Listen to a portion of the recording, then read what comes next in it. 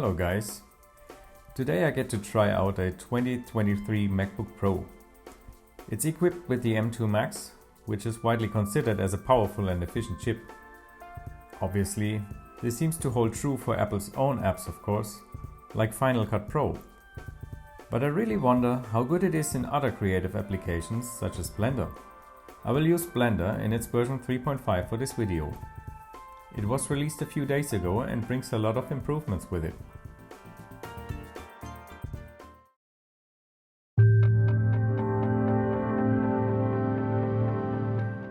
Let's see which hardware is available for the comparison. As mentioned, we have a 14-inch 2023 MacBook Pro with M2 Max chip.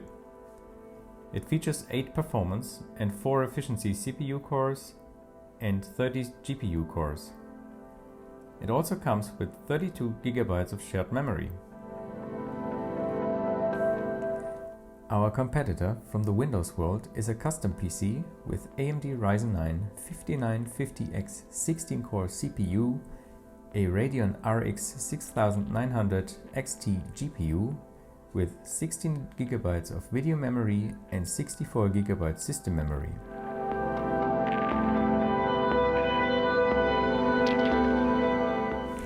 The third machine is an Intel-based iMac 5K from 2017.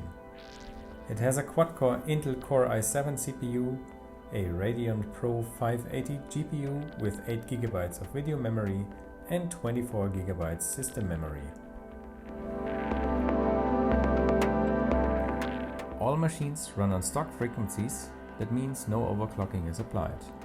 There's absolutely no point in comparing the CPUs of these computers, at least for Blender, since the GPUs will render a lot faster than the CPUs. So let's start by setting up each machine accordingly. Both Macs will be set to use Metal and the GPU is selected as the sole rendering device.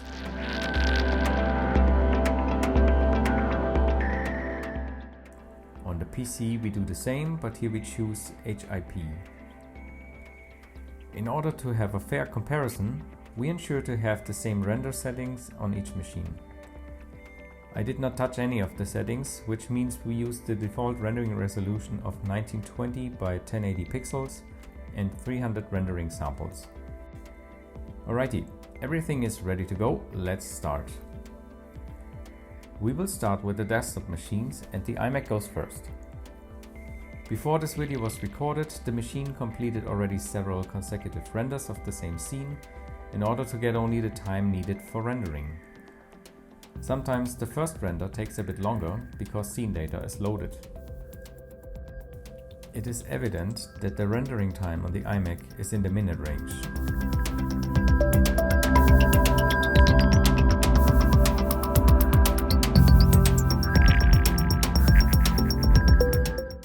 Finally, we got our render completed after a little over 3 minutes.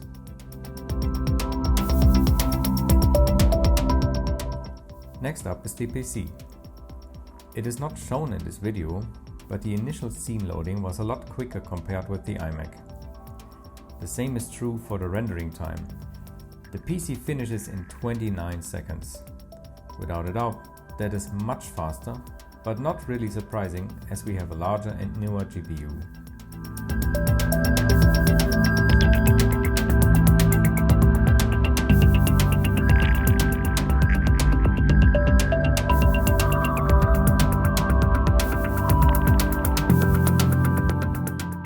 Now let's have the little MacBook. It's obviously not as quick as the PC, but there is hardly any fan noise coming from it and it still finishes the render in under 50 seconds. This is a good value for a portable computer and it is almost 4 times faster than the iMac.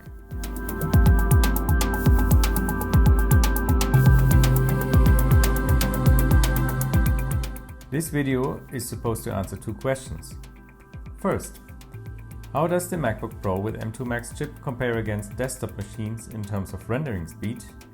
And secondly, how efficient is it? We should see at the end whether the MacBook is a serious tool for 3D rendering. During the render, I will record the power consumption with a smart socket and average the values of 10 samples. After the render is finished, I will multiply the average power with the rendering time in order to get the rendering efficiency expressed in watt-hours per frame. For the sake of fairness, I am recording the power consumption of the PC, including the monitor.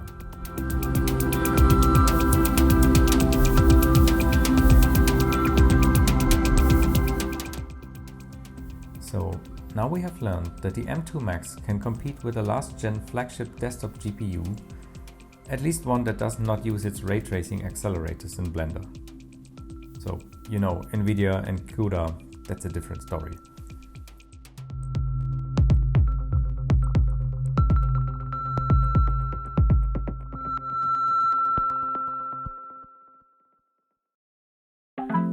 Now to my second question. Which machine is the most efficient? The iMac rendered 194 seconds and used 164 watts on average, resulting in 9 watt-hours per frame. The PC only rendered for 29 seconds, but it required 332 watts, which translates to 2.7 watt-hours per frame. A lot better. Finally, the MacBook Pro. It consumed 62.3 watts during its 47-second render, proving itself to be the king of efficiency with a mere 0.82 watt-hours per frame. Okay, apart from the pure numbers of speed and efficiency, I want to remark that my general first impression of Blender on the M2 MacBook is very pleasant. The UI feels responsive and I expect simple projects to be no issue for this machine. Please be aware that I have only covered rendering in this video. Some Blender tasks like fluid simulation, for example, may rely more on the CPU, which I did not yet test and compare against the other machines. Okie dokie. I hope you enjoyed this video and that it helps some of you to decide on the best hardware for your needs. Have a good one!